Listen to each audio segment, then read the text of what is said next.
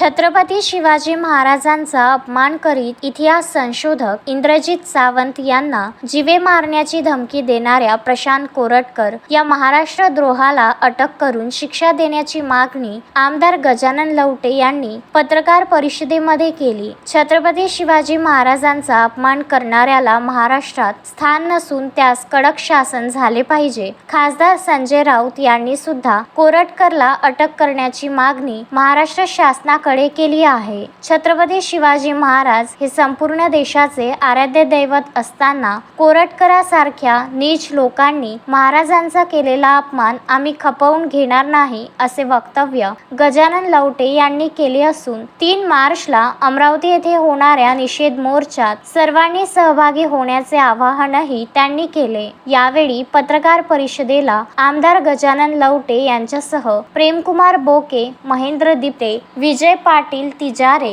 विकास येवले, पप्पू लांडे, सुयोग खाडे उपस्थित होते। हिंदूचंच नव्हे तर पूर्ण महाराष्ट्राचं जगाचं आराध्य दैवत असलेले छत्रपती शिवाजी महाराज यांच्याविषयी जर कुणीही थोडा ब्रशब्दही काढला तर माणसाच्या सर्वसाधारण माणसाच्या अंगावर म्हणजे एक काटा उभा राहतो की बुवा आपल्या महाराजांच्या बद्दल असं कोणी काही बोललं, एवढं मोठं बोललं की बुवा जरा म्हणजे लोकांचं मन दुखले।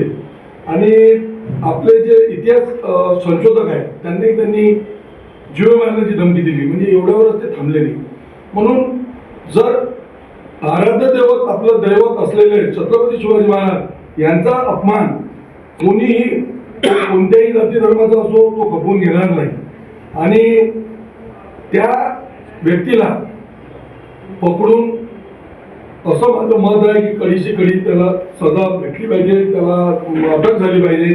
रवींद्र वानखडे, विदर्भ न्यूज, अंजनगाव, सुरजी।